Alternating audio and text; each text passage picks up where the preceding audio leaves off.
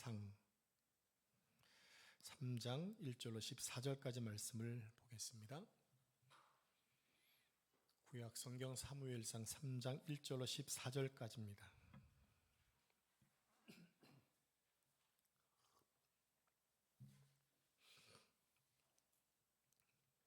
다 찾으셨나요?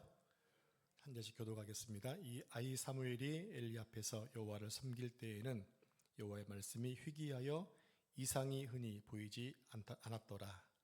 엘리의 눈이 점점 어두워가서 잘 보지 못하는 그때에 그가 자기 처소에 누웠고 하나님의 등불은 아직 꺼지지 아니하였으며 사무엘은 하나님의 궤에 있는 여호와의 전안에 누웠더니 여호와께서 사무엘을 부르시는지라 그가 대답하되 내가 여기 있나이다 하고 엘리에게로 달려가서 이르되 당신이 나를 부르셨기로 내가 여기 있나이다 하니 그가 이르되 나는 부르지 아니하였으니 다시 누우라 하는지라 그가 가서 누웠더니 여호와께서 다시 사무엘을 부르시는지라 사무엘이 일어나 엘리에게로 가서 이르되 당신이 나를 부르셨기로 내가 여기 있나이다 하니 그가 대답하되 내 아들아 내가 부르지 아니하였으니 다시 누우라 하니라. 사무엘이 아직 여호와를 알지 못하고 여호와의 말씀도 아직 그에게 나타나지 아니한 때라.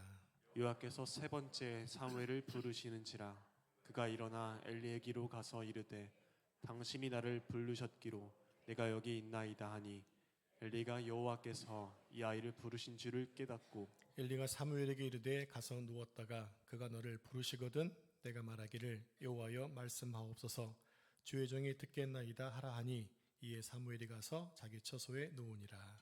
여호와께서 임하여 서서 전과 같이 사무엘아 사무엘아 부르시는지라 사무엘이 이르되 말씀하옵소서 주의 종이 듣겠나이다 하니 여호와께서 사무엘에게 이르시되 보라 내가 이스라엘 중에 한 일을 행하리니 그것을 듣는 자마다 두 귀가 울리리라. 내가 엘리의 집에 대하여 말한 것을 처음부터 끝까지 그날에 그에게 다 이루리라. 내가 그의 집을 영원토록 심판하겠다고 그에게 말한 것은 그가 아는 죄악 때문이니 이는 그가 자기의 아들들이 저주를 자청하되 금하지 아니하였음이니라. 그러므로 내가 엘리의 집에 대하여 맹세하기를 엘리의 집의 죄악은 제물로나 예물로나 영원히 속죄함을 받지 못하리라 하였노라 하셨더라. 아멘. 이 말씀은 살아계신 하나님의 말씀입니다. 아멘. 오늘 하나님께 예배하는 여러분에게 하나님의 은혜와 평강이 가득하시기를 축복합니다. 지난주에 말씀드린 하나님의 음성 듣지 못한 두 가지 이유를 잠깐 기억해 보겠습니다. 첫 번째가 뭐라고 그랬죠? 세상의 소리와 세상의 정보가 너무 많기 때문에 하나님의 음성이 들리지 않는 것이다 라고 얘기했고, 두 번째가 뭐였죠? 네, 죄 때문이라고 했습니다. 제가 나눠드린 페이퍼를 보시면 답이 다 나와 있습니다. 여러분을 위해서 페이퍼를 드렸는데 안 보시면 좀 섭섭하죠. 자, 오늘은 하나님의 음성을 듣지 못하는 나머지 세 가지 이유에 대해서 생각해 보겠습니다. 성경에는 하나님의 음성을 듣지 못했던 시대가 있었습니다. 바로 사사시대입니다. 사사시대는 왜 하나님의 음성이 들리지 않았던 것일까요? 그 이유를 사사기 21장 25절에서 이렇게 말씀하고 있습니다. 화면을 보시고 같이 합독하죠. 시작. 그때에 이스라엘에 왕이 없으므로 사람이 각각 자기 소견에 오른 대로 행하였더라. 네, 각각 자기 소견대로 생각대로 어른대로 살았기 때문에 하나님의 음성이 들리지 아니하였다고 말합니다. 이 말씀은 사사시대를 넘어 오늘 우리에게도 동일하게 작용되는 말씀이라고 생각을 합니다. 사사기서는 여호수아가 죽은 후에 이스라엘 백성들이 가나안 땅에 정착하면서 겪었던 혼란과 타락에 대한 이야기를 적고 있죠. 그들은 하나님의 말씀이 엄연히 존재했는데도 불구하고 하나님 말씀보다 자기의 생각대로 살았습니다. 그 결과 주변 국가들의 침공을 통해 어려운 고난의 삶을 350년간 살게 되죠. 사사시대에도 엄연히 하나님의 말씀이 있었습니다. 그러나 그들은 하나님의 말씀을 외면하고 자기 마음대로 살았던 겁니다. 오늘 본문은 사사시대의 마지막 사사였던 엘리에 대한 이야기를 하고 있습니다. 자, 본문 1절, 2절 말씀을 한 절씩 교독하겠습니다. 아이 사무엘이 엘리 앞에서 여호와를 섬길 때에는 여호와의 말씀이 희귀하여 이상이 흔히 보이지 않았더라. 엘리의 눈이 점점 어두워가서 잘 보지 못하는 그때에 그가 자기 처소에 누웠고 네, 1절에 희귀하여 보이지 않았다는 말씀이 있습니다. 이 표현은 사사시대의 영적 상황을 잘 보여주는 말씀입니다. 그러니까 하나님의 말씀이 희귀했다는 것은 하나님의 말씀이 너무 귀해서 타락한 백성들에는 알아볼 수가 없었다는 거예요. 하나님 말씀이 너무 존귀하기 때문에 타락한 영혼들은 그 말씀을 받아들일 수가 없었던 시대라는 것입니다. 그러니까 하나님의 백성들에게 하나님 말씀이 보이지 않을 정도로 백성들 전체가 타락했음을 보여주는 말씀이죠. 그리고 2절에서 엘리의 눈이 점점 어두워갔다라고 기록하고 있습니다. 물론 나이 100세를 바라보는 엘리의 나이를 감안할 때 당연한 현상일 수 있죠. 나이가 들어가면 눈이 점점 어두워지고 가까운 게 안 보이고 그런 현상들, 흔들리게 보이고 침침하고 그러잖아요. 나이 먹는 현상이 그렇습니다. 근데 단순히 엘리의 육체적 노쇠뿐만 아니라 그와 비례해서 점점 약해져가는 그의 영성, 영적 무감각을 그렇게 표현하고 있다는 겁니다. 이스라엘을 대표하는 최고 지도자의 영성이 이러했으니 이스라엘 전체 영적 분위기가 심각했다고 하는 거죠. 그래서 결국 하나님의 음성이 들리지 않는 세 번째 이유가 여기서 발견되게 되는데 영적인 눈이 어두웠기 때문이라는 겁니다. 하나님 말씀은 영적인 눈이 어두운 사람에게는 들리지 않습니다. 그 말씀이 보이지도 않습니다. 그러다 보니 자신의 주인되어 살 수밖에 없는 것이고 그리고 자신을 사랑하게 되고 자신의 생각들, 삶을 포기하지 내려놓지 못하게 된다는 것입니다. 여러분, 우리가 하나님의 음성을 들으려면 영의 눈이 활짝 열려야 됩니다. 여러분의 영의 상태는 어떠신가요? 영적인 눈이 열려 있으신가 아니면 깝깝하신가요? 오늘 이 시간에 해결되는 시간이 되기를 축복합니다. 하나님의 사람들은 영의 눈이 열려야 하나님 백성답게 살 수가 있습니다. 세상에 돌아가는 것은 잘 알면서도 영적인 눈이 닫혀 있으면 육적으로 살 수밖에 없는 것입니다. 그러면 결국 자신의 인생을 자신이 주인 되어 살 수밖에 없는 것이고 자신이 주인 되어 살다 보면 자신을 사랑할 수밖에 없는 것이고 자신을 사랑하다 보게 되면 자신의 생각을 내려놓을 수가 없게 되는 것입니다. 엘리 제사장은 나이가 들어가면서 영적으로 눈이 점점 어두워져 갔습니다. 그래서 하나님의 음성이 들리지 않았던 것이고 그러다 보니 자기 중심적인 삶을 살게 됩니다. 그리고 자식을 하나님보다 더 사랑하게 되었다고 말합니다. 그래서 희귀한 하나님의 말씀을 들으려면 우리의 눈이 밝아져야 합니다. 우리 영이 밝아지면 우리의 생각을 내려놓게 될 수 있는 것이고 자신을 사랑하는 것을 또 내려놓을 수 있는 것이고 하나님을 주인으로 모시는 삶을 잘 살아갈 수가 있게 된다는 겁니다. 여러분, 오늘 본문을 읽으시면서 어떤 생각을 하셨습니까? 지금 이 말씀이 누구에게 임하고 있는 거죠? 1절 초도에 보면 아이에게 이 말씀이 임하고 있습니다. 아이가 누굽니까? 어린 사무엘입니다. 최고 지도자뿐만 아니라 백성 전체의 눈이 닫혀 있으니까 하나님 말씀이 누구에게 들리고 있어요? 아이에게 들리고 있다고요.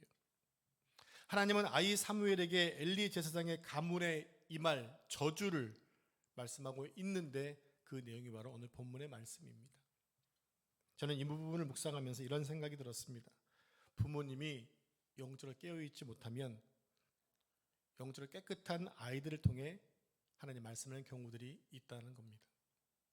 그래서 그렇게 해서라도 세상 것으로 가득 차 있는 부모들을 돌이키시려고 하는 하나님의 뜻이 담겨져 있다고 하는 거예요. 때로는 아이들이 정말 영적으로 밝아서 많은 것을 순수하게 지적해 줄 수가 있다는 거죠. 부모가 지혜롭게 살아왔다 하더라도 어느 순간 영적으로 탁해지면 영적인 것을 못 보잖아요. 근데 순전한 우리 아이들은 그것을 볼 수 있습니다. 그때 아이들의 말을 듣는 것이 어떻게 보면 창피하지만 그래도 다행이지 않을까라는 생각이 듭니다. 사무엘상 2장 22절에 보면 축복받은 하나님의 종의 가정이 저주를 받게 되는 배경을 기록하고 있습니다. 엘리는 당대 이스라엘의 최고 지도자였고 그의 두 아들도 제사장이었습니다. 영적으로 이만한 복을 받은 것은 대단한 축복이었습니다. 그 당시에 가장 최고는 바로 영적인 복이었거든요. 그래서 최고 지도자가 왕이 아니라 대제사장이었잖아요. 그런데 지도자의 엘리의 영안은 어두웠고 제사장의 두 아들은 하나님의 제사를 무시합니다. 하나님께 드리는 제사를 무시했다고. 주님은 이렇게 말씀하세요. 너희가 나에게 드리는 제물로 너희 새끼들을 배불렸구나. 이렇게 말씀하세요. 그리고 그들은 성막 제사를 돕는 어린이들을, 여인들을 범하는 죄까지 짓고 맙니다. 왜냐하면 하나님이 없으니까, 하나님을 무시하니까 자기 마음대로 살게 되었던 배경이에요. 그래서 성경은 이렇게 말합니다. 사무엘상 2장 12절 이하에 보면 그들이 하나님을 알지 못했다라는 겁니다. 충격적인 얘기 아닌가요? 여러분은 하나님을 아십니까? 다행이죠. 하나님을 섬기기 위해서 모른다면 이상하죠. 근데 엘리 제사장의 두 아들은 제사장인데도 불구하고 하나님을 알지 못했다고 기록해요. 충격적인 얘기입니다. 하나님의 사람들이 하나님을 알지 못했다고 한다면 말할 필요가 없는 것 아닐까요? 그런데 엘리는 이러한 죄를 범한 자식들을 따끔하게 혼내지 못했습니다. 그것은 자식을 그만큼 사랑했기 때문이겠죠. 근데 더 깊이 묵상해 보면 그것은 자식을 사랑한 게 아니었다고요. 자식을 사랑한다면 훈계와 책망을 아껴서는 안 됩니다. 부모의 사랑의 훈계는 자식의 생명을 살립니다. 그러나 방치하면 되돌릴 수 없는 아픔을 겪게 된다는 것을 엘리의 가문을 통해서 배울 수가 있다는 겁니다. 지금 엘리의 두 아들은 사람에 대해 죄를 짓는 것이 아니라 하나님에 대해서 죄를 짓고 있었어요. 하나님의 제사를 무시했고 성막에서 봉사하는 여인들을 범하는 아주 심각한 죄를 지었거든요. 이것에 대해 하나님께서 엘리에게 알려주며 경고도 하셨습니다. 그래서 오늘 13절에서 이렇게 말씀하고 있는 거예요. 우리 13절 말씀 같이 합독하겠습니다. 시작. 내가 그의 집을 영원토록 심판하겠다고 그에게 말한 것은 그가 아는 죄악 때문이니 이는 그가 자기의 아들들이 저주를 자청하되 금하지 아니하였음이니라. 네, 이 말씀 보면 그가 아는 죄악, 너희 가정에 저주가 임할 텐데 그것은 네가 알고 있는 죄악이다. 내가 이미 말했지 않느냐. 이것은 너희가 지금 너희 저주를 자청했다라는 거예요. 금하지 않았다라는 거예요. 하나님은 엘리에게 자식들을 돌이키게 할 수 있는 기회를 주셨습니다. 그러나 엘리는 하나님의 말씀을 무시했고 결국 아들들의 저주를 자처하도록 방치했던 것입니다.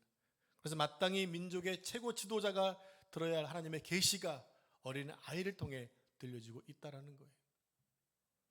그리고 어린 사무엘에게 들려진 엘리 가문에 대한 저주가 사무엘상 4장에서 자세하게 성취되고 있는 것을 볼 수가 있습니다. 그 내용은 이러합니다. 블레셋과 전쟁을 합니다. 첫 번째 전쟁에서 실패하니까 이 전쟁 때 하나님이 안 계시구나 생각하고 법궤를 데려왔습니다. 당연히 홈리와 비느하스가 법궤를 메고 간 거죠. 근데 전쟁에서 실패했습니다. 하나님이 안 계셨거든요.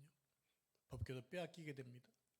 전쟁의 결과를 성막에서 기다리고 있던 엘리에게 하나님의 법궤가 뺏겼다는 얘기를 듣자 그는 뒤로 넘어져 목이 부러져 죽고 맙니다. 그것뿐만이 아니었어요. 그의 며느리가 자식을 낳다가 또 함께 죽고 맙니다. 비극치고는 너무나 가슴 아픈 결과였습니다. 여러분, 엘리의 가문이 어떤 가문입니까? 하나님의 대제사장 가문으로서 이스라엘 최고 지도자였습니다. 영적인 축복을 받은 가문입니다. 그런데 너무나도 그 저주를 받고 말았다는 겁니다. 왜 그런 걸까요? 영이 어두워 하나님의 경고를 무시하다가 돌이킬 수 없는 저주를 받았던 것입니다. 하나님이 말씀하셨을 때 돌이켰다면 충분히 막을 수도 있었습니다. 그렇기 때문에 하나님께서 미리 경고하셨던 거거든요. 근데 그 경고를 무시한 결과 이런 어마무시한 저주가 임하게 되죠. 여러분, 우리 그리스도인들의 가장 큰 적이 누군지 아십니까? 여러분들의 가장 큰 적이 누구일까요? 그것은 사단이 아니라 바로 자기 자신입니다. 내가 내 삶의 주인 되어 사는 것이 가장 큰 적이라고 하는 거예요. 사도 바울은 이렇게 고백합니다. 오라 나는 공고한 사람이로다. 이 사망의 몸에서 누가 나를 건져내랴라고 탄식했습니다. 예수님도 말씀하시죠. 나를 따르려거든 자기를 부인하고 날마다 자기의 십자가를 진 자만이 나를 따를 수 있다라고 분명히 말씀하셨습니다. 그럼 우리가 주님을 따르려면 매 순간마다 우리 자신을 쳐서 하나님 말씀 앞에 복종시켜야만 합니다. 끊임없이 세상을 추구하고 있는 인간의 정욕들을 말씀 앞에서 계속 굴복시켜야만 주님을 따를 수 있다라고 말씀하셨어요. 내 입을 다물어야 상대방의 이야기를 들을 수 있는 것처럼 내 생각을 내려놓을 때 하나님의 음성이 들리게 될 줄로 믿습니다. 성도 여러분, 내려놓으면 포기가 아닌 거예요. 내려놓으면 자기의 생각과 철학과 경험과 노하우를 하나님 앞에 복종시키는 것입니다. 우리 함께 잠언 3장 5절 말씀을 같이 합독하겠습니다. 시작. 너는 마음을 다하여 여호와를 의뢰하고 내 명철을 의지하지 말라. 여기서 말하는 명철은 내 경험과 판단과 내 기준과 모든 생각을 의미합니다. 우리가 인생을 살다 보면 우리 나름대로의 기준이 생기게 되고 판단력과 철학과 노하우가 생깁니다. 그러다 우리가 그것을 너무 신뢰하다 보면 중요한 선택의 순간에서 하나님의 뜻보다 내 삶과 내 철학을 의지할 때가 있더라는 거예요. 물론 하나님께 종종 묻기는 하지만 최종 결정은 언제나 내 생각대로 하는 경우가 너무나 많습니다. 그러면 하나님의 음성을 들을 수가 없는 거죠. 그러나 우리가 우리의 명철을 내려놓으면 이전에 받아들이기 어려웠던 말씀이 마음에 들어오게 되고 이전에 거부감이 들었던 말씀이 이제는 분명하게 들려지게 된다는 것입니다. 그것이 그 말씀이 힘들건 부담스럽건 뭐든 간에 들려지는 것 자체가 복인 거예요. 그래서 하나님이 나에게 무엇인가를 지적해 주는 것이 들려지면 내가 고칠 수 있다고 한다면 그건 우리의 축복이 아닐까요? 여러분, 우리의 생각이 가득 차 있으면 하나님의 음성이 들어올 자리가 없습니다. 그러므로 더 많이 채우는 것보다 비우는 게 필요하다고 말씀을 드렸습니다. 하나님의 음성은 복잡한 사람에게는 들리지 않습니다. 비워진 사람에게 들려지는 거예요. 그리고 그 시작은 내 생각을 내려놓는 순간에 들려지기 시작을 합니다. 결국 이 말씀의 결론은 아주 간단합니다. 내가 주인된 삶에서 주님을 주인됨으로 바꾸는 것입니다. 그 가치혁명이 이루어진 자들에게 주의 말씀이 들려진다고 하는 것입니다. 이제 하나님의 음성이 들리지 않는 네 번째 이유를 생각해 보겠습니다. 그것은 인간의 조급함과 결과에 집착하는 것 때문입니다. 사람이 너무 급해요. 그리고 언제나 결과에만 신경을 쓰고 있어요. 이것이 주의 음성이 들리지 않는 네 번째 이유라는 거죠.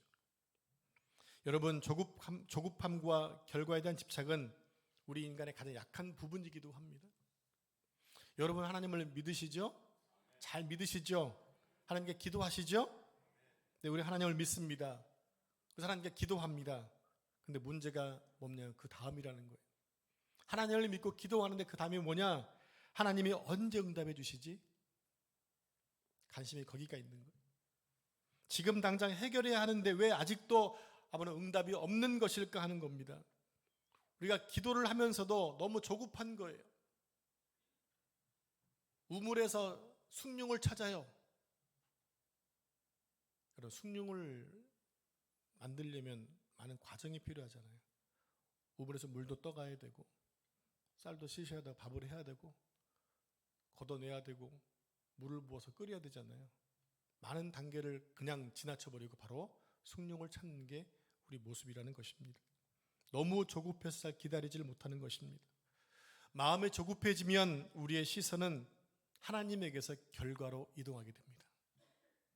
그래서 기도할 때도 하나님께 주목하기보다 응답과 결과에 더 집중하게 되는 거예요.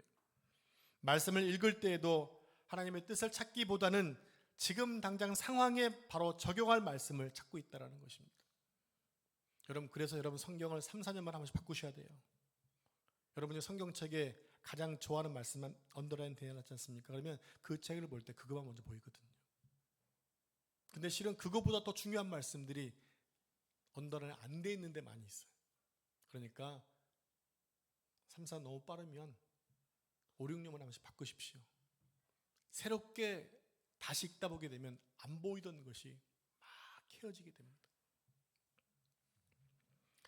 조급하면 하나님의 뜻이 아닌데도 서두르게 되죠. 기도하고서도 못 기다리는 겁니다. 그런데 그 상태가 계속되면 하나님의 음성을 듣는 것이 점점 더 어려워진다라고 하는 거예요. 왜요? 조급해지니까. 내 행동들을 먼저 해버리니까. 하나님의 응답은 속도보다 관계 속에서 말씀하시는 경우가 훨씬 더 많습니다. 자, 이 원리를 아주 심플하게 말씀하고 있는데 우리 함께 시편 46편 10절 말씀을 같이 상반절 말씀 같이 합독하겠습니다. 시작. 너희는 가만히 있어 내가 하나님 됨을 알지어다. 네, 가만히 있으라고 말합니다. 그래서 가만히 있으라는 말은 아무것도 하지 말라는 것이 아니에요. 내 조급함을 멈추라는 거예요. 내 조급함을 멈춰라.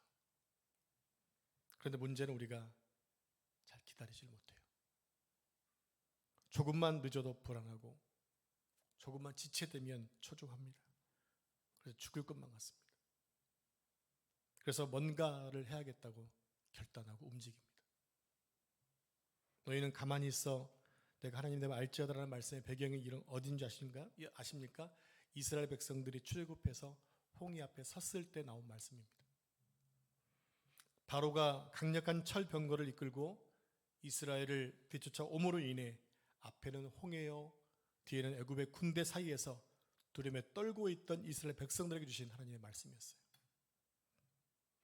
죽음의 위기 앞에 두려워 떨고 있던 이스라엘 백성들이 모세를 향해 이렇게 항변을 합니다. 출애굽기 14장 11절 말씀을 같이 합독하겠습니다. 시작. 그들이 또 모세에게 이르되 애굽에 매장지가 없어서 당신이 우리를 이끌어내어 이 광야에서 죽게 하느냐? 어찌하여 당신이 우리를 애굽에서 이끌어내어 우리에게 이같이 하느냐? 네, 지금 이스라엘의 처한 상황은 매우 긴급합니다. 아주 긴박합니다.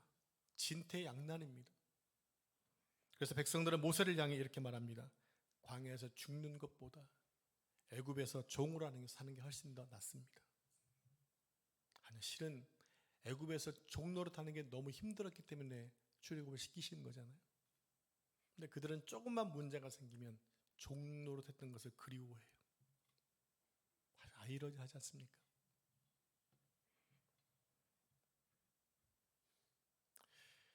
하나님의 구원에 대해서 조금 전에 감사했던 그들은 위험한 상황에 처해지니까 받은 바 은혜와 믿음을 다 까먹고 맙니다. 그리고 모세를 원망했던 것입니다. 이스라엘 백성들은 문제 앞에서 원망하고 불평하느라 하나님의 뜻을 깨닫지를 못했습니다. 그들은 두려움 때문에 하나님이 일하실 시간을 드리지 않은 거예요. 하나님 분명한 계획을 가지고 있었거든요. 무엇입니까? 하나님께서 당신의 백성을 홍해로 인도하신 이유가 뭐예요? 그들을 괴롭힌 이스라엘 백성들을, 애굽 사람들을 멸하시기 위해서 인도하신 거잖아요. 홍해를 열어서 그들로 하여금 놀라운 것들을 경험하게 하고 그들이 건너온 그 땅, 그 바닷속에 애굽 군대를 수장시키시려고 하는 하나님의 계획이 있었는데 그것을 인지하지 못하고 믿지 못하니까 두려워 떨면서 하나님을 원망하는 죄를 또 짓고 있다는 겁니다. 그들은 하나님을 존중하지 않았습니다. 그들이 하나님을 존중하지 않았기 때문에 하나님을 기다리지 못한 것입니다. 하나님을 존중하지 않았기 때문에 믿음이 없었던 것입니다. 결과는 무엇입니까? 두려움과 염려 속에서 떨고 있어야만 했다는 거예요. 자, 우리 함께 사무엘상 2장 30절 말씀을 같이 합독하겠습니다. 시작. 나를 존중히 여기는 자를 내가 존중히 여기고 나를 멸시하는 자를 내가 경멸하리라. 하나님은 하나님을 존중히 여기는 자를 존중히 여기신다고 말씀하셨습니다. 여러분 하나님을 존중하십니까? 하나님을 사랑하십니까? 그것이 사실이라면 하나님께서도 여러분을 존중해 주실 것이고 사랑해 주실 것입니다.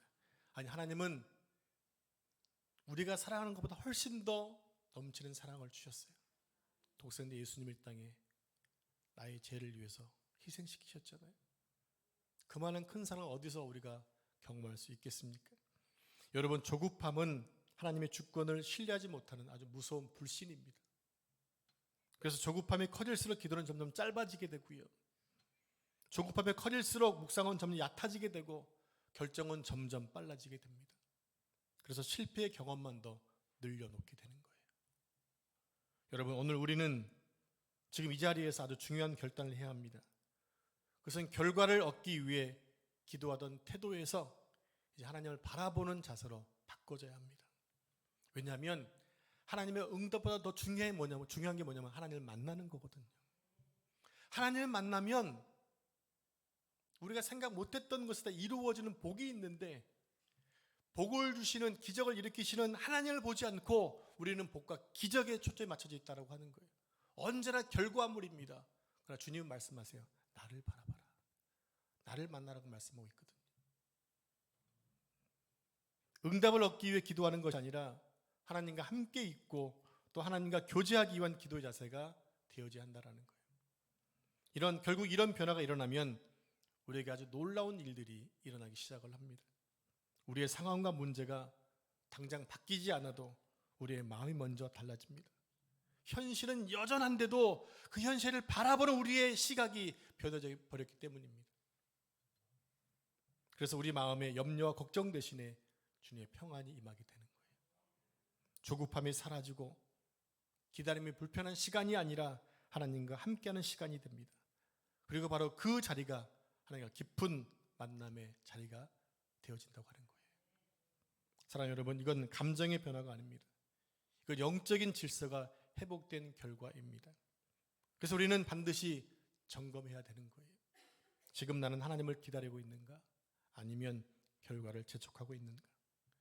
그리고 나의 기도의 중심이 하나님인가 아니면 응답인가를 돌아보셔야 됩니다. 여러분, 하나님은 조금도 조급하지 않으십니다. 그리고 하나님은 전혀 늦지도 않으십니다. 우리가 보기에 늦은 것 같고 우리가 보기에 안 이루어지는 것 같지만 하나님의 계획 가운데 그 일을 이루어 가시는 것을 우리가 조금만 인내하면서 기다린다면 볼 수 있을 것 같아요. 근데 중요한 것은 그것을 못 기다리는 거예요. 그것을. 그러니까 늘 그냥 털털털하고 다녀요. 그래서 우리의 그 조급함을 내려놓는 순간 하나님의 음성은 분명하게 들려지게 됩니다. 그리고 우리의 모든 것이 하나님의 뜻 안에 있는 것을 믿는다면 우리는 얼마든지 하나님을 기다릴 수가 있다는 겁니다. 바로 믿음은 바로 기다림에 있어요. 여러분, 하나님을 기다리시기 바랍니다. 하나님의 역사와 하나님이 하실 일을 기다리시기 바랍니다. 그러려면 주님과 교제의 가운데 있어야 합니다. 다섯 번째 이유입니다. 하나님을 목적이 아니라 수단으로 생각하는 것 때문입니다. 이 부분은 많은 사람들이 쉽게 인정하지 못하는 부분이기도 해요. 왜냐하면 우리는 여전히 기도하고 있거든요. 여전히 예배하고 있고 여전히 말씀을 보고 있거든요. 겉으로 볼 때 아무런 문제 없는 신앙인입니다. 그런데 그 중심을 들여다보면 고질적인 문제가 있습니다. 이 상황을 바꿔만 주신다면, 하나님께서 이것만 이루어 주신다면, 여러분 이게 무슨 말입니까? 그러니까 하나님을 향한 우리의 시선이 언제나 무엇인가를 얻는 데 있다는 거예요. 그러니까 이 상태는 하나님과의 관계가 교제가 아니라 점점 거래 형태로 바뀌어지는 거예요. 그래서 기도는 대화가 아니라 요청이 되고, 예배는 교제가 아니라 기대가 되고, 신앙은 사랑이 아니라 조건이 되는 것입니다. 그리고 이 상태가 계속되면 주의 음성은 점점 들려지지 않게 됩니다. 왜냐하면 하나님의 음성은 관계 속에서 들려오기 때문입니다. 여러분, 하나님은 수단이 아니라 목적이십니다. 이 말이 무슨 말이냐 하게 되면 하나님은 우리의 뜻을 이루기 위한 존재가 아니라 그분 자체가 위대하다는 거예요. 하나님은 그분 자체가 하나님이시라는 거예요. 그분이 나를 만들고 나를 인도하시는 그분 자체를 우리가 믿는 게 중요해요. 근데 그분을 믿으면 뭔가 바뀌어지겠지라는 기대감을 갖고 있기 때문에 그것이 크다 보니까 하나님의 존재 자체를 망각하고 그분이 주실 것을 기대하는 거예요. 이 말을 다르게 쉽게 설명해 보겠습니다. 여러분, 배우자는 배우자 그 자체입니다. 내가 이 배우자를 선택하면 내 삶이 나아지겠지. 그건 거래잖아요. 행복하지 않은 거예요. 그 부분을 못 채워주면 또 다른 자를 찾게 되는 거예요. 자녀는 그 자식 존재 자체로 사랑하는 존재, 사랑하는 대상인 거 아닌가요? 부모님은 그 자체로 존중할 대상이 아닌가요? 근데 부모를 통해서 무엇인가 얻으려고 하고, 배우자를 통해 무엇인가 얻으려고 하고, 자식을 통해 무엇인가 채워지기 원한다면 조건적이다 보게 되면 행복할 수가 없는 거예요. 하나님 또한 마찬가지라는 얘기입니다. 이 순서가 바뀌어지는 순간 모든 것이 어긋나 버리는 거예요. 그래서 하나님 자체보다 결과가 더 중요하게 되고, 하나님보다 축복이 더 중요해지고, 하나님보다 내가 원하는 것이 더 앞서게 되어진다는 것입니다. 하나님의 존재 목적은 오직 나의 기도에 뚝딱 답을 주시는 존재로 인식하면 안 된다는 거예요. 사람들은 하나님의 음성이 없다고 느낄 때 실망하고 두려워합니다. 기도했는데도 상황이 바뀌지 않으면 낙심하고, 때로는 하나님께 서운함을 갖기도 합니다. 하지만 그 감정의 뿌리를 깊이 들여다보면 한 가지 드러나는 게 있습니다. 왜 내 기도대로 되지 않는 거지? 왜 내 뜻대로 되지 않는 거지라고 따져 묻는다라는 거예요.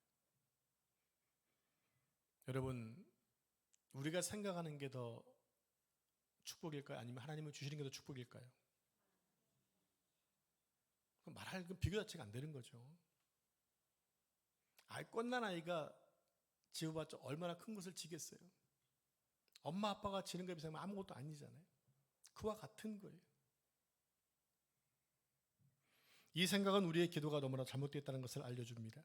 기도는 하나님의 뜻을 알고 주님의 뜻을 따르겠다는 우리의 결단이지, 마치 기도가 도깨비 방망이처럼 우리 요구대로 다 되는 것이 아니라는 것입니다. 그러면 우리는 기도에 대한 우리의 생각 자체를 바꾸어야 돼요. 그것은 우리가 하나님을 목적으로, 하나님 존재 자체로 바라봐야 한다는 것입니다. 하나님은 창조주이시고 우리를 사랑하시는 하나님이십니다. 우리가 하나님을 사랑하면 우리의 기도의 내용이 바뀔 수밖에 없어요. 무언가를 얻기 위해 하나님께 기도하는 것이 아니라 사랑하는 하나님을 만나기 위해, 그분과 사랑의 교제를 나누기 위해 기도 자리로 들어가게 되는 것이거든요. 그 시간은 부담된 시간이 아니라 그 시간은 행복하고 기다려지는 시간이 되는 거예요. 그래서 이때부터 우리의 기도는 요청이 아니라 하나님과 교제하고 하나님과 동행하는 시간이 되어지는 것입니다. 성경을 읽는 것도 어떤 정보를 얻기 위한 것이 아니라 소중한 만남이 되는 거예요. 그리고 하나님과 대화하는 그 시간은 하나님의 음성을 듣는 현장이 되는 것입니다. 그래서 예전에는 들리지 않았던 하나님의 말씀이 살아 움직이게 되고, 예전에는 이해되지 않았던 말씀이 내 속에서 꿈틀거리는 현상들이 생겨나게 되는 거예요. 이런 현상은 우리에게 어떤 특별한 능력이 임했기 때문에 되는 것이 아니라 하나님과 관계가 바르게 되어지니까 이루어지는 현상이라고 하는 것입니다.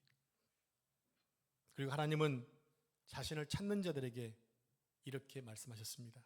잠언 8장 17절 말씀입니다. 같이 합독하겠습니다. 시작. 나를 사랑하는 자들이 나의 사랑을 입으며 나를 간절히 찾는 자가 나를 만날 것이다.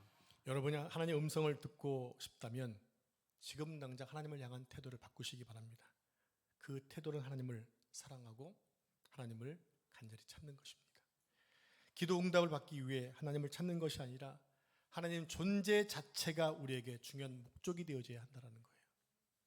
그래서 우리가 하나님을 사랑하는 마음으로 기도하면 우리의 신앙은 거래에서 관계로 바뀌게 되고, 기도는 요구에서 만남과 교제장으로 바뀌어지게 되어진다는 거죠. 그런 거 기도 시간은 행복한 시간이 되어진다고 하는 것입니다. 그래서 여러분 기도하실 때 부탁을 드리면 여러분 것만 얘기하고 가지 마세요. 이거 주시옵시고 그리고 가지 마시고 기도에서 하나님이 나에게 무엇을 원하는가를 듣는 게 필요합니다. 이제 드리는 기도가 아니라 듣는 기도가 돼야 돼요. 그래야 내가 그 말씀대로 순행할 수가 있게 되는 것입니다. 사랑하는 여러분, 하나님은 지금도 분명하게 말씀하고 계십니다. 하나님 단 한순간도 침묵하신 적이 없으세요. 문제는 하나님이 아니라 언제나 우리에게 문제가 있었어요.